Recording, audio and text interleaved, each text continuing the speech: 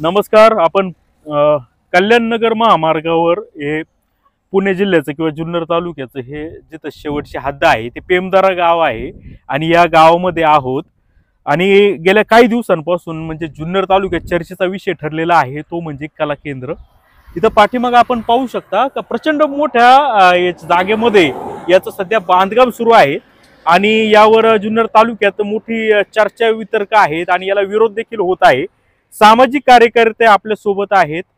तानाजी तांबे साहेब. साहेब नमस्कार. नमस्कार. आता आपलं हे सगळं आता इथं यायचं ठरलं, काय नक्की तुमचं विरोध की पाठिंबा कसं? संदीपजी, ही शिवजन्मभूमी आहे आणि ह्या शिवजन्मभूमीत 14 नंबरला पहिले तुळजाभवानी आणि 2 कला केंद्र आहेत. ते कोणाच्या कालखंडात झाले, कोणी चालू केले ते आपल्याला आता त्याच्या खोलात जायचं नाही. पण जे आता नवीन पेमदारा येते नवीन चालू होतंय त्याला आमचा जुन्नर तालुक्यातून कडाडून विरोध आहे. संदीपजी, आज जर आपण पाहिलं गट नंबर 340 मध्ये 2 मालक आहेत. मग ह्या रेखा धनाजी मुसळे त्याच्या अगोदरचा 1 मालक आहे. मग ह्या रेखा धनाजी मुसळेचा आका कोण? ह्या रेखा धनाजी मुसळेचा आका कोण? त्याच्या मालकाचं नाव लिहिलं नाही. मग याला कोणाचा राजकीय वरदहस्त आहे? म्हणजे तुमचं असं म्हणणं आहे की अजूनही पार्टनर आहेत त्यांची नावं ओपन होत नाहीत. मालकाचं नाव लिहिलं होतं पण ते नाव पुसलं गेलंय. म्हणजे याला कोणाचं तरी राजकीय वरदहस्त आहे. मग जर त्या 7/12 दुसरं नाव कोणाचं होतं, मग एकच रेखा धनाजी मुसळे यांचं नाव का लिहिलं गेलं? मग दुसऱ्यांचं नाव का लिहिलं नाही? म्हणजे याचा अर्थ काय होतो की यांना पाठिंबा देणारा कोणतरी आका आहे. म्हणजे नाव रेखा मुसळेंचं केलं जाते, बाकीचेच काहीतरी राजकीय वरदहस्त असणार ना साहेब. त्याशिवाय मोठं सगळ्यात महत्वाचं की साहेब 10/1/2025 रोजी तहसीलदारांनी यांना परमिशन दिला, पण तहसीलदारांनी डॉक्युमेंट व्हेरीफाय केली नाहीत. की इथून टावर हाय टेन्शनची टावर लाईन जाते, त्याची NOC लागते, ना हरकत प्रमाणपत्र लागतं. ते ना हरकत प्रमाणपत्र नसताना जुन्नरच्या तहसीलदाराने यांना बांधकामाला 6000 स्क्वेअर मीटरला म्हणजे 64,000 फुटाला परमिशन दिलंय. साहेब, हा राजकीय अड्डा नाही होऊन हा गुन्हेगारी अड्डा होणार आहे. हा मोठा हब तयार होणार आहे जुन्नर तालुक्यात. हा गुंडांचा हब तयार होईल.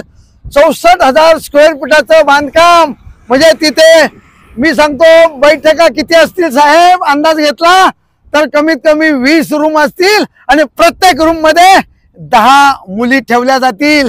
आणि 10 मुलींमागे आज जुन्नर तालुका, त्याच्या बाजूला असलेला पुणे जिल्ह्याची बॉर्डरला नगर या दोन्ही बॉर्डरवरती हा काय खेळखंडोबा चाललाय साहेब?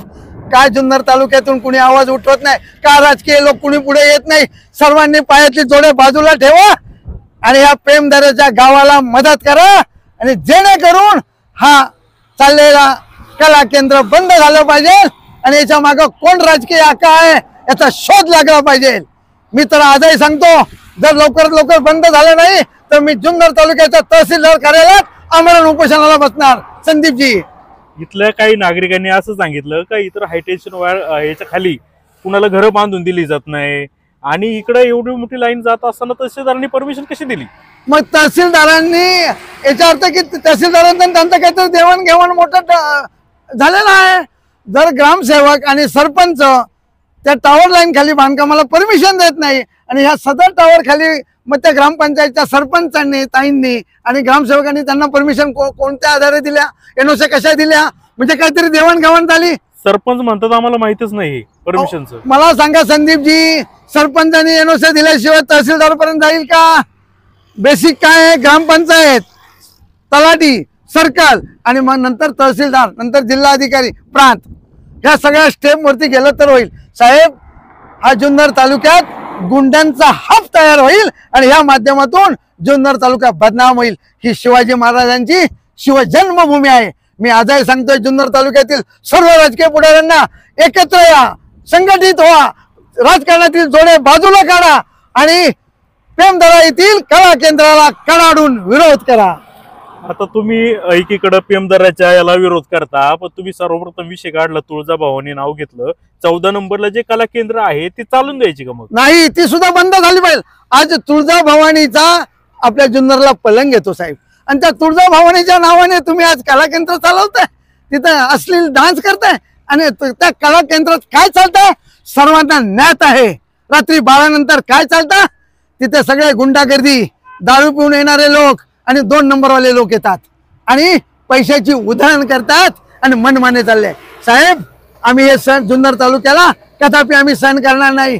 वेळ पडली मी सांगितलंय संदीपजी, जर याचा निर्णय त्यांनी जर एवढा 15 दिवसात दिला नाही तर तहसीलदार कार्यालयात सामाजिक कार्यकर्ता तानाजी तांबे आम्हाला उपोषणाला बसणार. आम्हाला सर्व काही परमिशन मिळालेले आहेत, आमचं कामही चालू आहे आणि पाहतोय आपण, काम तर सुरू आहे. संदीपजी, ही टॉवर लाईन दिसते हाय टेन्शनची, पहिली यांची एनओसी लागते. जर यांची एनओसी नसेल तर तहसीलदारांनी सुद्धा यांना बांधकामाला परमिशन कोणाच्या आधारे दिले? 6000 स्क्वेअर मीटरला, 64,000 स्क्वेअर फीटाला, 64,000 स्क्वेअर फीटाचं चाललेलं बांधकाम. म्हणजे याचा अर्थ काय? हा राजकीय गुंडांचा हब तयार होईल आणि जुन्नर तालुका यातून बदनाम होईल साहेब. इथं गुंडागर्दी होईल आणि 2 नंबरवाले सगळे रात्रीची ऐश करण्यासाठी ह्या पेमदऱ्या. पण ते मालक म्हणतात असं काही नियमाच्या बाहेर आमच्याकडे चालत नाही, आम्ही फक्त पोटासाठी हा व्यवसाय करतो. शेठ, पोटासाठी कष्ट करा, कष्टाने कमवा. आम्ही आज शेतकरी आहोत, आम्ही सुद्धा कष्ट करूनच कमवतो ना. अहो, ते ईदभर पोटासाठी किती आटाआटी हो. पोट किती आपलं आहे, ईदभरच पोट आहे ना. मग हा फक्त 2 नंबरने यांचा पैसा कमवण्याचा हा सोर्स आहे. त्यांना फक्त पैसा आहे. तालुक्याची वाट लागली तर चालेल. त्या मुसळेताई कुठल्या आहेत? नगर जिल्ह्यातल्या. त्या पुणे जिल्ह्यात का आल्या? मग तुम्हाला नगर जिल्ह्यात करा ना. तुमच्या ऑलरेडी केला केंद्र नगर जिल्ह्यात आहेत, जामखेडला आहेत, तिथे चालू द्या. पण आमच्या या पवित्र भूमीत, शिवजन्मभूमीत आम्ही कदापि चालू देणार नाही म्हणजे नाही. परमिशन आहे, सगळं आहे, मग कसं? परमिशन साहेब, मी सांगितलं तुम्हाला, या हाय टेन्शनच्या टॉवर लाईनचं परमिशन आहे का? एनओसी नाही आहे त्यांची. तहसीलदारांनी दाखवा की त्यांनी एनओसी दिली. एनओसी दिली नाही. याला तहसीलदार साहेब सुद्धा दोषी आहेत. तहसीलदार साहेबांनी सुद्धा याच्यात काहीतरी गोलमाल केलाय. आर्थिक तहसीलदारांची मी आरोप करतो. तहसीलदारांनी देवाणघेवाण करून त्यांना बांधकामाचं परमिशन दिलं, हा तानाजी तांबेचा आरोप आहे. इतर जे तुम्ही म्हटले ते पण बंद करायची मोहीम तुम्ही राबवणार आहेत कला केंद्र तालुक्यातले? प्रथम हे चाललेलं बांधकाम बंद झालं की आपण आपला मोर्चा जुन्नर तालुक्यात 14 नंबरला तुळजाभवानी आणि जे बाजूला दुसरं केंद्र आहे, दोन्ही सुद्धा बंद करण्यासाठी आपण कडाडून विरोध करू. तिथं असल्याचा विरोध का? तिथं पण 2 नंबरचे धंदे चालतात, ते सुद्धा बंद करायचे ना. जुन्नर तालुक्यात कला केंद्र नको.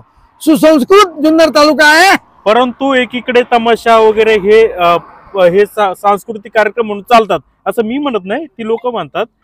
आणि मग एकीकडे मग हे कला केंद्र बंद का? संदीपजी, सांस्कृतिक कार्यक्रम यात्रेमध्ये तमाशे चालतात, ते रात्री 9ला चालू होतात आणि 2 वाजता बंद होतात. लोक तेवढी आपली करमणूक करतात.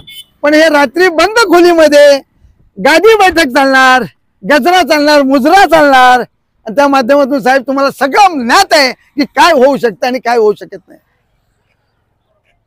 धन्यवाद.